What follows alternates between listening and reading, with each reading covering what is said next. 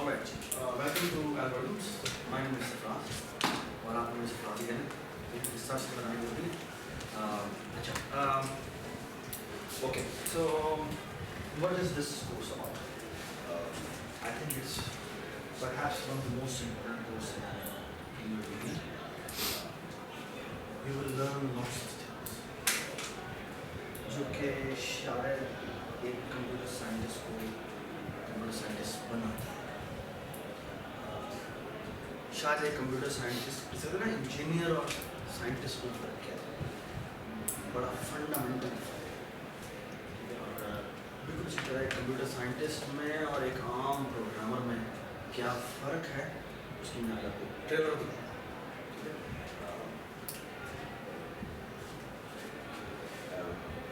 So बहुत important बातें हैं जो कि you will going to learn in this course and they will be related to making algorithms and those algorithms will be dependent on various things. आज एक छोटी सी example होगी इसमें we will going to learn building algorithms based on data structures. And we will going to learn so many things. But it's fundamental बातें हैं जो कि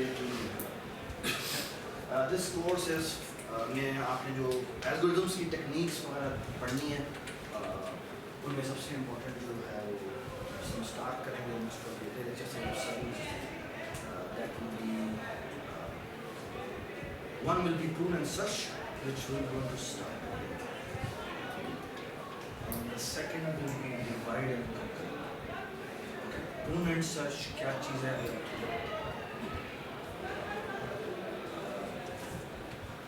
Divide and conquer. Divide and conquer का आइडिया कुछ इस तरह का है कि अगर मैं आपको कहूँ कि आपका एक प्रॉब्लम है जो कि आपको सॉल्व करना है.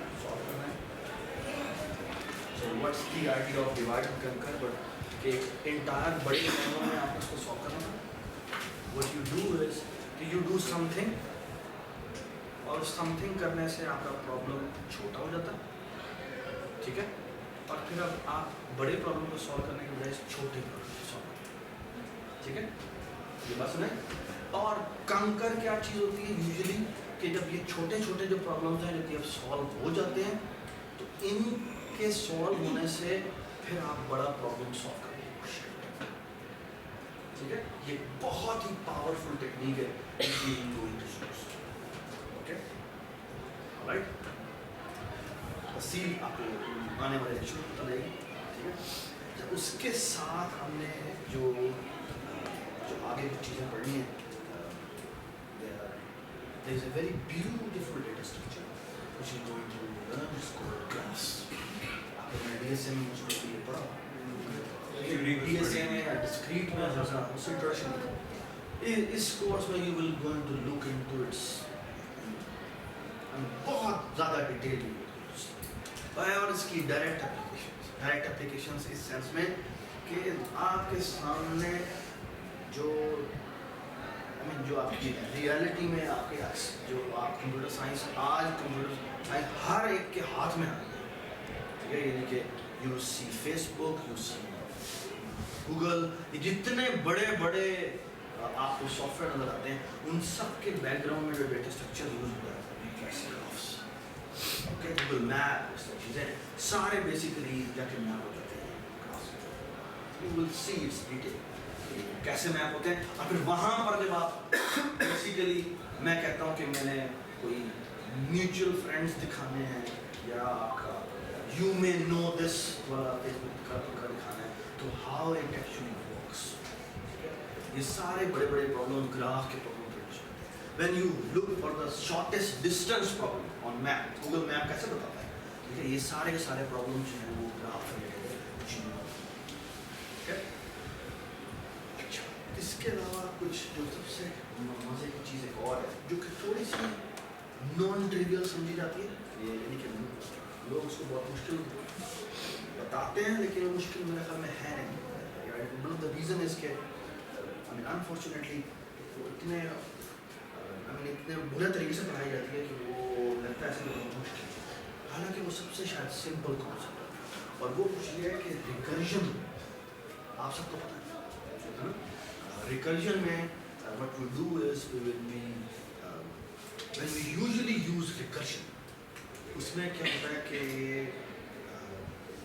recursion has an overhead, and that overhead is कि for example अगर आपने पर ये आपने बड़ा मशहूर प्रॉब्लम देखा होगा कि Fibonacci of n निकालना है, nth Fibonacci नंबर निकालना है, और nth Fibonacci नंबर का बड़ा ही मशहूर कोड है जी, ये लिखते हैं return Fibonacci n-1 plus Fibonacci n-1. Okay, all right. Or of course, this is not a complete definition. This is the recursive definition. It is incomplete. Why it is incomplete? Base case. Because the base case is missing. And the base case is here. If n double equal to 0 or n double equal to 1, return n. Okay, all right. Surprisingly, if you just go and write this code and try to calculate, let's say, 40th Fibonacci number, you will be screwed. And the reason is, इसे recursion जब expand होती है, तो इसका अगर आप tree बनाएं, तो अगर आप 6th Fibonacci number का अगर आप tree बनाएं, तो जितना recursive call होती है, you will see कि बहुत से recursive calls ऐसी होती हैं जो कि repeat होती हैं, ठीक है? So the technique which we are going to use is called dynamic programming. नाम इसका dynamic programming क्यों है वो हम टॉपिक पढ़ेंगे तब कहेंगे, लेकिन basically it's nothing but के basically memorization की technique. Okay, what you do is whatever you have solved already, you will not going to solve it again. That's the simple idea. एक काम है जो मैं पहले ही कर चुका हूँ, why I will going to find out it again? Okay, I mean reinventing the same thing is all the way. ठीक है? So what you do is कि जो चीज़ हम कैलकुलेट कर लेंगे वो जगह सेव मेमोरी में सेव कर देंगे, उसको कोशिश करेंगे कि उसको दोबारा सेव यूज करें, ठीक है? So that technique is usually called dynamic programming. It's not the exact definition. Exact चीज़ जो है उसका थोड़ा सा upside down है, which is going to talk about it when we see, ठीक है? So these are basically some fundamental topics, and then some sideline topics are, for example, like there is a technique is called tool and search. Okay? Tool and search is another idea, and that idea is कि अगर मैं कोई problem solve कर रहा हूँ, ठीक है, और वो प्रॉब्लम कुछ इस तरह का है कि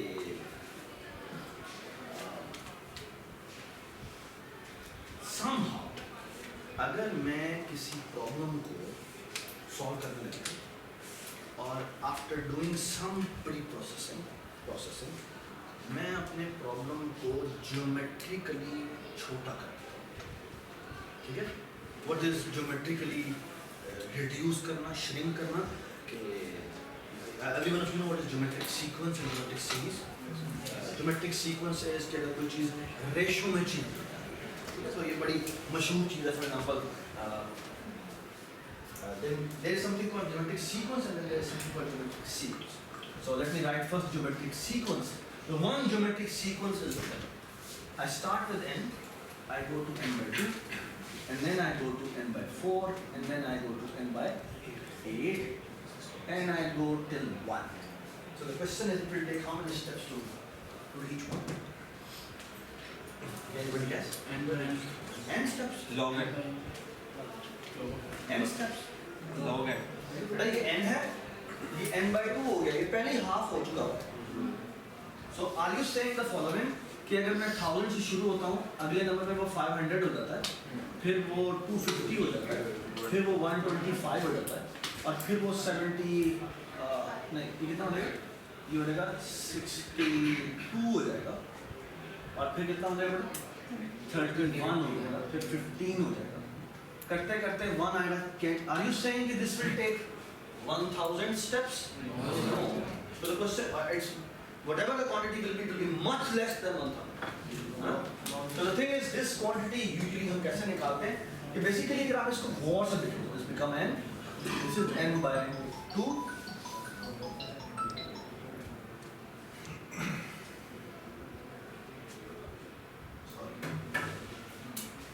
this is n by 2 square, this is n by 2 3, and this is n by 2 to the power k. Okay, I can actually write this thing as 2 to the power k. This is the zeroth term, first term, second term, and so on and so forth. The question is how many steps it will take to shrink to 1. Find out the value of k. Whatever the value of k is, just add 1 to it. Okay, so for example, you know this quantity will become 1, so n over 2 to the power k is equal to 1, right? So find the value of k. You cross multiply, 2 to the power k is equal to n. You take log base 2 on both sides.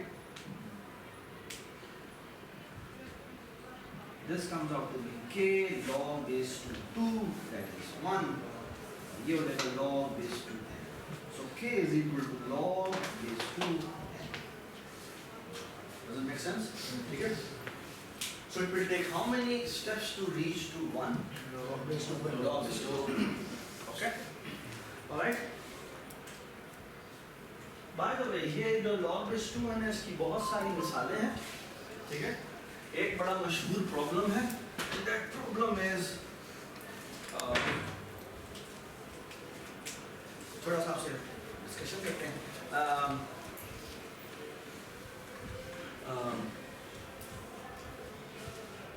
आपने कौन कौन से data structures पढ़े थे? सबसे पहला data structure आपने कौन सा यूज किया?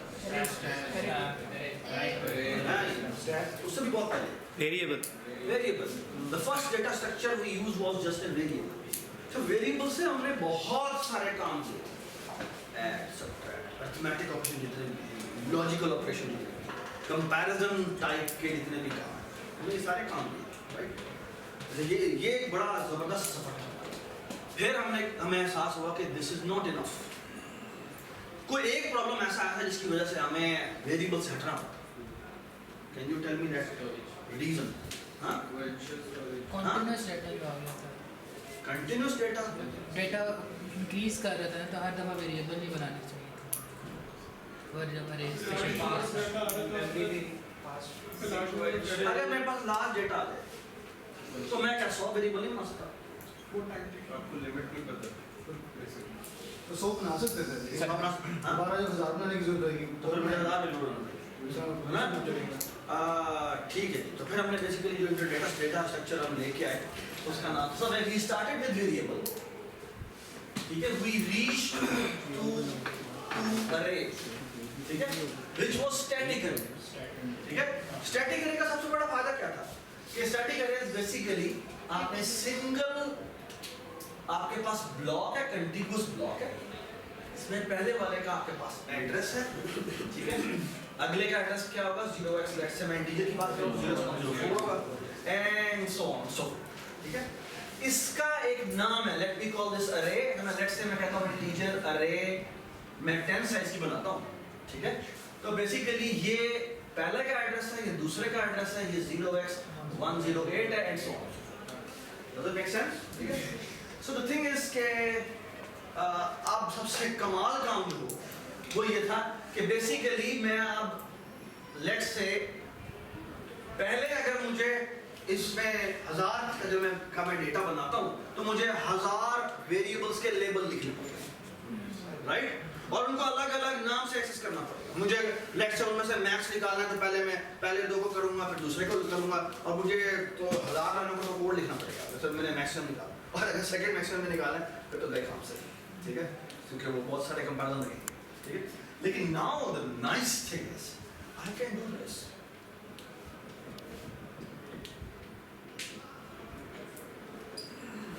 Whatever I want to do to this AI, I can do it.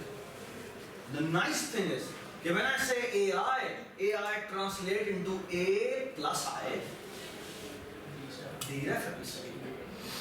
Okay? What is that? A is the base address plus I mean इतने स्टेप आगे जाओ. ठीक है. So अगर I की वैल्यू 0 है तो I am talking about this block. अगर I की वैल्यू 1 है तो A plus 1 का मतलब क्या होगा? बेस एड्रेस कितना है? 0x100 है. प्लस 1 का मतलब क्या है? यहाँ पर +1 का मतलब +4 है, because I am talking about integer, तो वो next address पे जाता है. Does it make sense?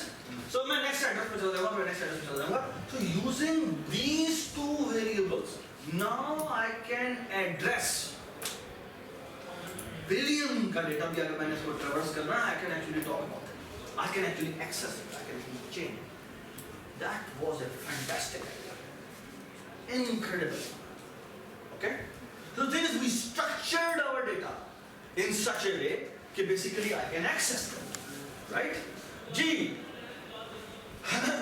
सिर्फ हमने स्टोरिंग के लिए यूज नहीं किया, एक और भी बड़ा कमाल काम किया था उसके साथ. ये फॉर एग्जांपल अगर मैंने स्टोर कर दिया डेटा 1000 का या 1 बिलियन साइज का मैंने डेटा स्टोर कर दिया, अब मैं अगर सर्च करने को कहता हूँ आप, तो आप कैसे सर्च करेंगे? बात डायरेक्ट एक्सेस हो जाएगा. डायरेक्ट एक्सेस कर सकता हूँ. ठीक है, अगर मैं कुछ एलिमेंट सर्च करना है तो मैं क्या करूँ? लेफ्ट से राइट जाऊंगा, मैं स्कैन कर दूंगा और मैं सर्च करूंगा. ठीक है, ठीक है. मुझे स्कैनिंग में कितना दे देगी? मुझे हर इंडेक्स पे जाके यूजुअली देखना पड़ता है. अगर वो नहीं मिलता तो I will return -1 something like that. तो you can easily write the code for search. ठीक है, ये अरे पास हो रही है और ये इंटीजर s पास हो रहा है. The size C return type में I think you can write this thing with. ठीक है, तो यू कैन राइट. अब मेरा सवाल, सारा प्रॉब्लम जो है वो सर्चिंग का है. ठीक है, मेरे ख्याल में सबसे बड़ा रेवोल्यूशन जो इस दुनिया में आया, इस मॉडर्न टाइम में आया, उसकी एक सबसे बड़ी जो ये कहना चाहिए कि एपिक इन्वेंशन है, वो गूगल है.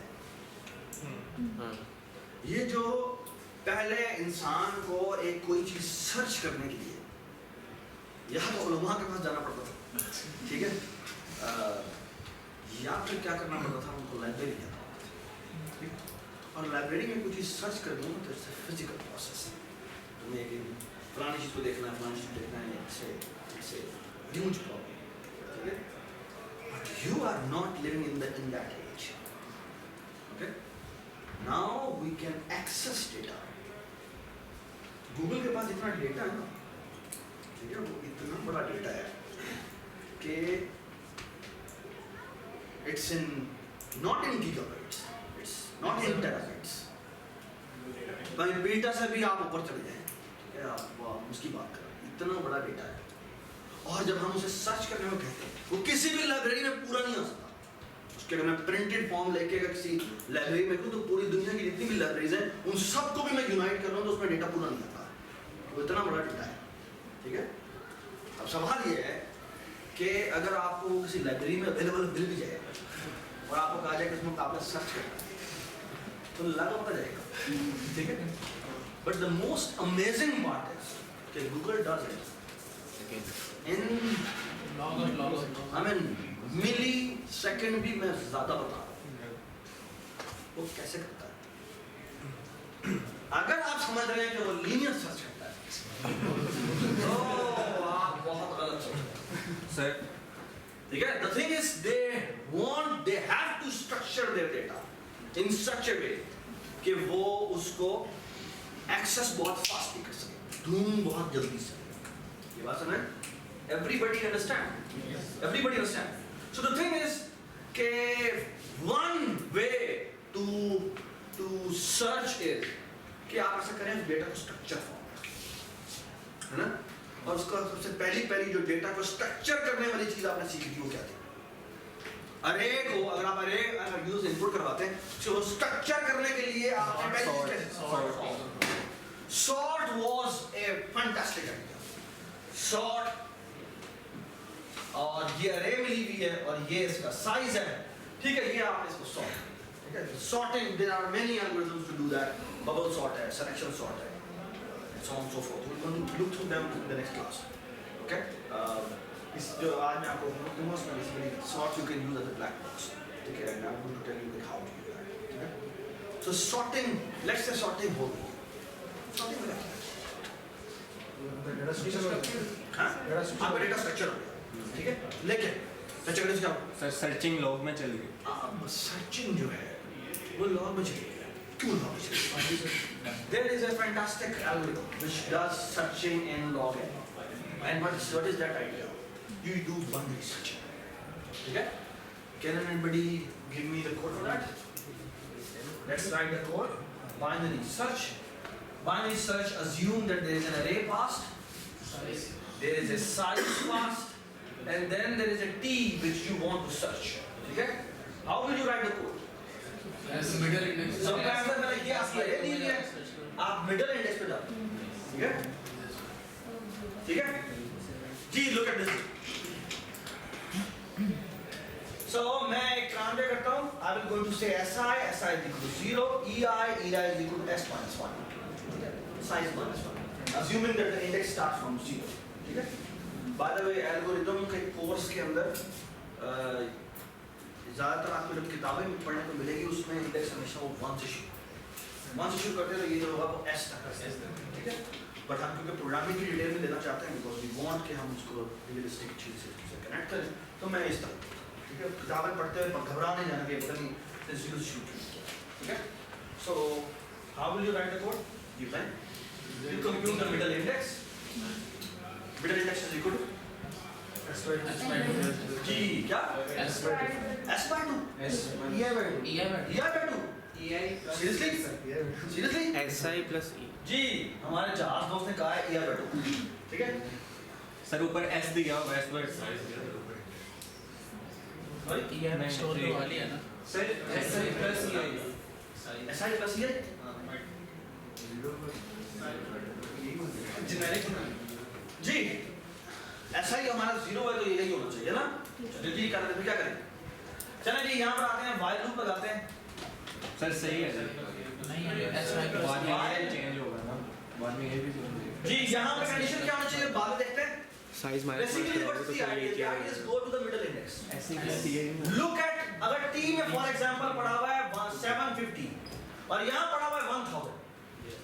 What will you do? क्या मुझे इससे आगे चेक करने की जरूरत है? Given that the array is sorted. ठीक है?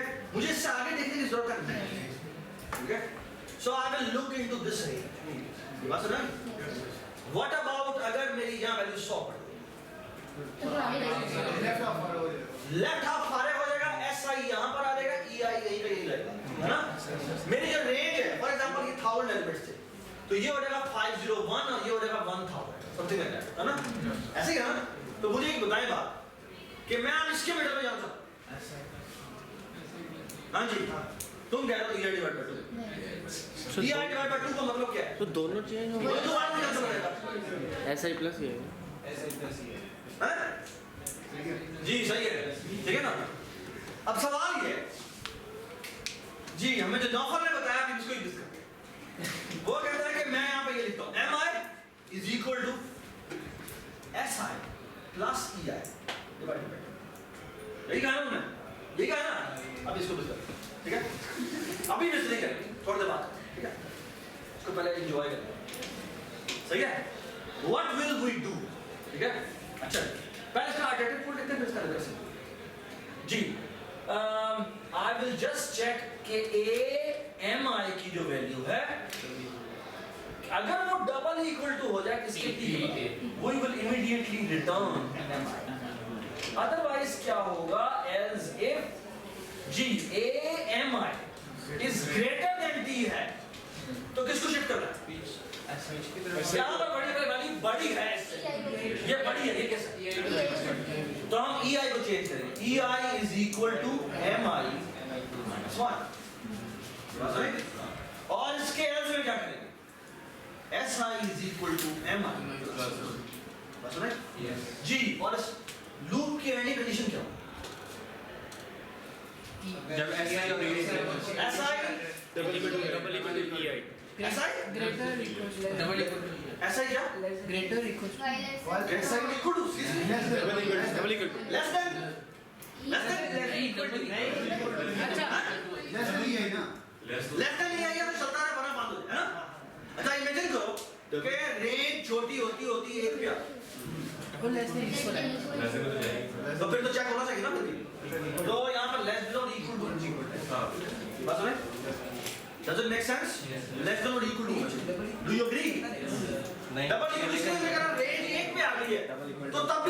रमेश अगर एक की रेंज आ गई है, इमेजिन करो एक ही रेंज में वैल्यू, एक ही वैल्यू थी, तो फिर भी एक और चेक तो होना चाहिए कि उसमें बड़ा हुआ है, ठीक है? तो बेस पे हमेशा इस तरह चेक करते हैं, ठीक है? सो लेस देन और इक्वल टू तक करते ही चलना चाहिए। अगर ऐसा ही बड़ा हो जाए जैसे, तो यहाँ आ जाए, यहाँ रिटर्न करवा दे, क्या रिटर्न करवा दे माइनस, ठीक है? Does it make sense? Does it make sense? Alright. ये किस तरह चल रहा है? n by 2. After one iteration, the range become n by 2. The range become n by 4, n by 8, n become 1. Okay? ये बात समझ? वो बीच में भी हो सकता है. How many steps it will take to compute कि ये डेटा में मौजूद है या नहीं? लॉग ये जो स्पेस को छोटा किया गया, ये जो स्पेस को छोटा किया गया, इसे कहते हैं प्रूनिंग। प्रूनिंग कहते हैं, आपने मालियों को देखा होगा, वो आप काटते हैं दरख्त बना के ना, वो शाखा काटते हैं, इसे कहते हैं प्रूनिंग। इसे होता है कि दरख्त को छोटा तो मैंने तो दैट्स द आइडिया। तो basically what you have done is कि आपने अपनी जो सर्च स्पेस और छोटे कर, ये बड़ी स्टैंडर्ड टेक्निक है, ठीक है? ये बात सुनाई? अगर कोई चीज हर एक स्टेप करने के बाद प्रून होती जा रही है, ज्योमेट्रिकली छोटी होती जा रही है, तो वो हमेशा लॉग एन टाइम देगी, ओके? डिपेंड करता है, अब लॉग का बेस डिसाइड कौन करेगा, वो डिपेंड करता है किस क्वांटिटी से चीजें श्रिंक हो रही है। बात सुने? मैं आपको एग्जांपल, ये आपका तराजू है, ये आपके पास ना लेट्स से 8 मार्बल्स पड़े, ठीक है? उनमें एक मार्बल है जो कि ना वजनी है, ज्यादा वजन नहीं है, बाकी सबका वजन एग्जैक्टली सेम है, शक्ल में सारी सेम है, और हाथ से आप मेजर नहीं करते, ठीक है? तो basically what you have to do is आपके पास ये तकरीर जो भी होती है बैलेंस है, और आपने दूसरे को यहाँ पे रखना है और बताना है कौन सी वाली बॉल भारी, कौन सी वाली मार्बल भारी, ठीक है? ऐसे ही बात।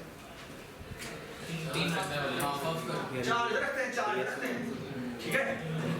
फिर क्या जो चीज नीचे हो जाएगी उसी में वो बॉल पड़ेगी, फिर करेंगे उसको फिर दोबारा हाफ ऑफ कर देंगे, ठीक है? कितने स्टेप लगेंगे यूज करने? 3 स्टेप। ऐसे basically log base 2 step. Do you agree? इसको 2 में भी आप सॉल्व कर सकते हैं, ठीक है? And what's the idea? ये आइडियल्स कैसे करते हैं? 3 इधर रखते हैं, 3 इधर रखते हैं और 3 इधर रखते हैं, सो 3 इधर हो गए और 3 इधर, और ये 2 है ना यहाँ पर, हाँ जी क्या है? अगर ये बराबर अगर ये बराबर हुई तो अगर ये बराबर हुई तो इन दोनों को skip तो इन दोनों में से कोई 6 की 6 को बाहर है, इन दोनों में से कोई एक है, क्या करेंगे? एक इधर है, एक इधर है, हमारा आंसर बस है ना? हाँ जी, मसला क्या है? अगर एक नीचे हो, खामोश आप एक को बाहर जी, एक को रखते हैं बाहर, रख सही वाली नीचे, ठीक है? इसको रखा बाहर, एक इधर रखी, एक इधर रखी, क्या करें? हो गया, कैसे हो गया? अगर दोनों बराबर हैं तो वो है, तो ये वाला आंसर है। अगर ये इनमें से कोई एक नीचे हो तो वो वाला आंसर है। ये बात सही? बात जब 9 होती तब भी 2 में ही हो जाता, तब भी हो जाता। कैसे 2 में होता? कैसे 2 में होता? 3 इधर रखी, 3 इधर रखी और 3 इधर रखी, ये बात नहीं? अब क्या हुआ? अगर ये दोनों इक्वल है तो बाहर वाली n by 3 में आंसर है, यानी 3 में आंसर है, ये बात समझ? Actually you can solve this problem for n as well. अगर n balls हो और assuming that n is a divisible of 3 नहीं है तो भी मसला नहीं है, हम क्या करेंगे? हम क्या करेंगे? इसको अगर मेरे पास n balls है तो उसको भी मैं पूर्ण सेट से सॉल्व कर सकता हूँ, कैसे? 3 से करेंगे, हाँ? 3 डिवाइड बाय 3 करेंगे, फिर रिमाइंडर को साइड पर रख लेंगे। 3 पोर्शन बन गया हमारे, ये n by 3 हो गया, ये भी n by 3 हो गया, और जो बाहर पड़ा है वो भी n by 3 है, ठीक है? अच्छा क्या करेंगे? n by 3 इधर रखी, n by 3 इधर रखी और n by 3 एक जो है मैंने बाहर रख दी, ठीक है? नहीं वो रिमाइंडर नहीं बचेगा उसका। रिमाइंडर बचेगा, ऑफ कोर्स रिमाइंडर बचेगा, ठीक है, तो n/3 निकाली और जो उसका इंटीरियर पार्ट है वो हमने इधर रखा और इधर रखा और एक हमने बाहर रखा, वो कुछ छोटा पड़ा, ठीक है। अच्छा आप क्या करें, अगर ये दोनों इक्वल है तो इन दोनों n/3 को बाहर फेंक, बस नहीं, और ये n/3 मेरा बाकी बच जाएगा, ये बात सुन, इसको मैं दोबारा से n/9 इधर n/9 इधर और n/9 बाहर, क्यों, n/3 के दोबारा से मैं 3 पार्टीशन करूंगा, ये बात सुन रही। So what is log? Log is कि log की बेस डिसाइड करती है, कौन डिसीजन लेता है कि कितनी डिवीजन्स बना रहा, ठीक है, जितनी डिवीजन्स बना रहा वो डिवीजन्स डिसाइड कौन, I mean that division will go to decide कि log की कौन सी बेस है, बात समझ। So ये जो हैवी बॉल निकालने वाला जो प्रॉब्लम है ये बेसिकली log बेस 3 में सॉल्व होता है, ये बात समझ। तो हमारे यहाँ दिमाग में बना होता है भाई log बेस 2 में नहीं होता है, log बेस 3 में हो सकता है, log बेस 4 में हो सकता है, log बेस 10 में हो सकता है, it could be any base, ये बात सुना। ये हमने क्या किया, हमने प्रूनिंग की, ठीक है, हर इटरेशन के ऊपर बेसिकली हम प्रून करते जा रहे हैं, ये बात सुना। And it will take how many steps to find out the heaviest ball? Log base 3. ये बात सुना? Everybody understand? ये हमारे पास बानी सर्च का तो लिखा हुआ है, ठीक है? So far so good. Everybody understand? जी। सर अगर ये 3 बॉल्स आप कर रहे थे ना, अगर इसमें 5 कर दूं, ठीक है। तो वो एल्गोरिथम इससे बेहतर होगा। जो 5 तो मुझे यहाँ पे 5 मेरे पास 5 वाला वो होना चाहिए। मेरे पास वो बैलेंस होना चाहिए 5 वाला। नहीं, मतलब मैं इसी बैलेंस के ऊपर काम कर रहा हूँ। आपने कहा था log base 2 से हम 3 पे भी शिफ्ट कर सकते हैं, तो ये मैंने तुम्हारे सामने हाँ, मैं कह रहा हूँ इसी तरह से 3-3 के पेयर बना दूं, 5-5 के पेयर बना दूं, तो वो एल्गोरिथम क्या बेहतर होगा log base? नहीं होगा उससे 5-5 के तुम कह रहे हो 5-5 के, मैं अगर कहता हूँ मेरे पास 81 बॉल तो 5-5 के कितने पेड़ बनाओ? नहीं 5 नहीं, जैसे आप ऐसे 3 से डिवाइड कर रहे थे ना, हाँ, 3 मैं 5 से डिवाइड मैं अगर 5 से करूँ तो 5 से डिवाइड नहीं कर सकते ना, 5 से डिवाइड करोगे तो तुम्हारी 5 पार्टीशन बनेंगे, तो 2 तरफ होते 3 का करोगे, 5 से डिवाइड करने से 5 पार्टीशन बनती है, फिर वो 5 वाला तराजू, ठीक है। तो बाकी 3 का क्या करोगे, वो तो हमारे लॉग में फिर वो नहीं होगा, वो तब हो सकता है कि अगर इक्वल क्वांटिटी में डिवाइड हो और जो रिमेनिंग क्वांटिटी है वो बाकी उसकी पार्टीशन कम हो सकती है, ज्यादा नहीं हो, ठीक है। ठीक है। ऑलराइट जी, I suppose every one of you understand now what is log base. क्या होता है? ठीक है? What is log quantity? Log quantity is so log base bn क्या होता है? कि if I start from a quantity n and I shrink it by a factor of b and then I again shrink with a quantity of b again and then I again shrink with the quantity of b again and I keep on reducing until I hit by a number that t is less than b. ये बात समझ? तो तब this factor, so how many steps it will take to reach to this is called log base bn. ये बात समझ? Does it make sense? ठीक है? So that's the answer. Okay, ये बहुत इंपॉर्टेंट क्वालिटी है, ये आपकी एल्गोरिथम में जगह पर आएगी, ठीक है। That's what I want to make sure that you do this, okay. So far so good, alright. Sorry, हाँ फाइनली में दिस टिकट है आज ये अच्छा, ये ना STL की लाइब्रेरी है ना, उसमें ये बानी सर्च वगैरह की एल्गोरिथम है, तो उसमें ना ये बड़ा ये एक मसला है, एंड मसला ये था कि कुछ क्वेश्चन में हमारी सर्चिंग ठीक नहीं चल रही।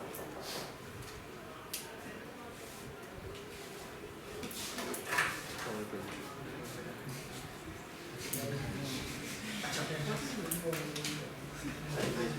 मसला पता क्या है, मसला आपको सोल्यूशन आप लोग खुद सोचो, ठीक है। और मसला ये है, ये ना उन्होंने कहा हम डेटा बहुत बड़ा करते हैं, बड़ा का मतलब ये फॉर एग्जांपल मैं 4 GB का डेटा है, ठीक है, 4 GB इतना होता है जितना 2 बिट जो नंबर है ना उसको 4 GB 1 GB का डेटा, उसमें से अरे में से मैंने सर्चिंग करनी है तो कुछ केसेस के ऊपर फेल हो रहा है। इशू ये हो रहा है कि बेसिकली इमेजिन द फॉलोइंग कि 4 GB का या 1 GB का डेटा या करीबन 2 GB का डेटा तो बेसिकली हो गया। और इमेजिन कि जो नंबर हमने सर्च करना ना वो मेरा अरे के एंड में बना। अब हो गया जो ये मेरी मैं मिडिल में जाऊँगा मेरा SI शिफ्ट होगा, फिर मैं उसके मिडिल में जाऊँगा फिर SI मेरा और शिफ्ट होगा, फिर मिडिल में जाऊँगा मेरा SI और शिफ्ट होगा, फिर SI मेरा आगे चला जा रहा है, EI मेरा वहीं का वहीं होगा क्या एंड दी एंड जाके SI और EI यहाँ पर होंगे। अब EI बहुत बड़ा नंबर है और हमारा SI भी बहुत बड़ा नंबर है।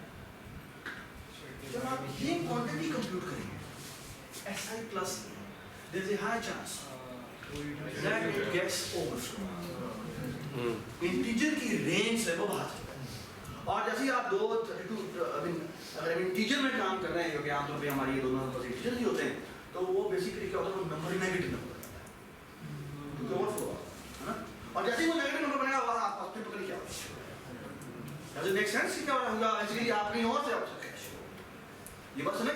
So basically this is a problem ठीक है दिस इज द प्रॉब्लम। अब DSA के बच्चे ने आज इसका सॉल्यूशन बताया डेटा स्ट्रक्चर जो के बच्चे हैं उनमें से एक बच्चे ने एक सॉल्यूशन बताया लेट्स सी कि आप ये कर पाते हैं ठीक है। Let me take the attendance and I will ये पॉज करो पॉज करो बंद हो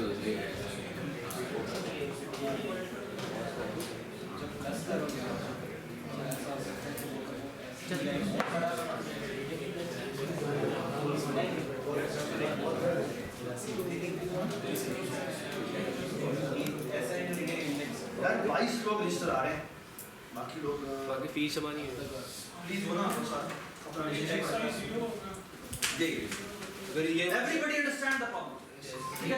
अच्छा एक बच्चे ने एक और एक्सप्रेशन बताया और क्वेश्चन ये था कहता है कि बेसिकली मुझे क्या करना है मिडिल इनवर्स निकालना तो मैं एक काम करता हूँ पहले वो और ये SI EI कहीं भी हो सकता है ये SI फॉर्म ये करे और ये SI है और ये EI ठीक है। तो वो कहता है पहले मैं डिफरेंस निकालता हूँ तो वो बोलेगा EI माइनस SI ये मुझे क्या बताएगा ये मुझे इन दोनों के दरमियान में डिफरेंस ठीक है ऐसी है। तो इसके बाद वो डिवाइड बाय 2 कर देता है ठीक है। ये फॉर नंबर ये बात ये कहीं पर भी हो सकते हैं ये मुझे क्या बता रहा है ये मुझे बता रहा है कि इनके दरमियान में कितने एलिमेंट्स हैं डिवाइड बाय 2 कर देता है। तो ये मुझे बताएगा कि मिडिल इंडेक्स मेरा कितना नंबर बनता है इस रीजन में लेकिन ये उसका इंडेक्स नहीं है बस नहीं अच्छा। so now the expression becomes SI plus EI sorry EI minus SI EI minus SI that's right and now the problem is solved why because this number will be a small number divide by 2 will be another even small number और इसमें जब हम SI में add करेंगे तो अपनी range से बाहर so what a beautiful okay जी वो कर सकते हैं ठीक है। लेकिन मैं कह रहा हूँ कि आमतौर पे हमारी जो लाइब्रेरी दिख रही है ना वो इंटीजर बेस है तो वो सही है alright. now look at this so we move to arrays static arrays और static array का कमाल क्या है static array का कमाल ये है कि basically we can make very large array ठीक है और उसमें उसको हम सॉर्ट करके उसमें सर्चिंग करना चाहते तो वो ऐसे ब्लिंक ऑफ एन आई कर सकते हैं ठीक है। एंड एक और बड़ी इंपॉर्टेंट बात अगर मेरे पास number of atoms in the universe है ठीक है सो लेट्स से कितने होते हैं तकरीबन 10 और 50 ठीक है और लेट्स से मैं तमाम एटम्स को लेबल देता हूं ठीक है। उनमें से काफी आइटम है जो के दरमियान में मिसिंग है फॉर एग्जांपल क्योंकि वो एनर्जी में कन्वर्ट हो गया वगैरह ठीक है। तो मेरा सवाल ये है कि इतने तकरीबन नंबर ऑफ एटम्स यूनिवर्स है दरमियान में नंबर मिसिंग है पहले किसी एक का लेबल है 1 फिर 3 फिर 20 और इस तरह मैंने उनको मैं इंक्रीजिंग ऑर्डर में इसलिए बता रहा हूँ बिकॉज मैंने उनको सॉर्ट कर दिया ठीक है। अब मैं कहता हूँ मुझे फलाना आइटम नंबर ये आइटम नंबर वो नहीं है वो ठीक है ना। तो मैंने कोई आइटम कोई भी लेबर, ठीक है? अच्छा, now look at this. The thing is, let's remember Nova pattern of university. This binary search algorithm will take log base 2 10 is power 50 number of steps, and that comes out to be 50 into log base 2 10, ये कितना 3 point something होता है, और अगर से निकाले ना तकरीबन 160. For all practical purposes, my binary search algo will take just a constant time. Just a constant time. कितने? सिर्फ 160 में solve करें. So this static array data structure is a marvelous data structure. Given that the data is एक और लेकिन मसला आ गया.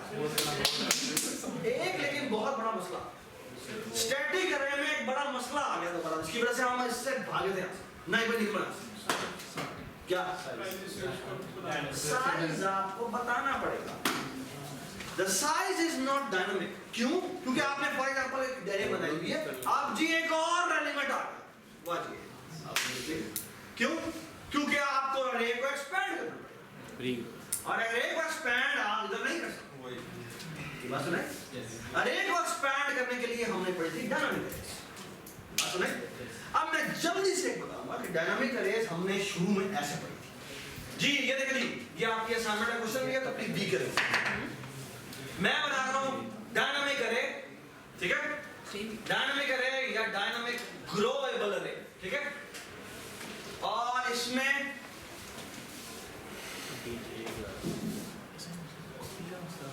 look at this thing.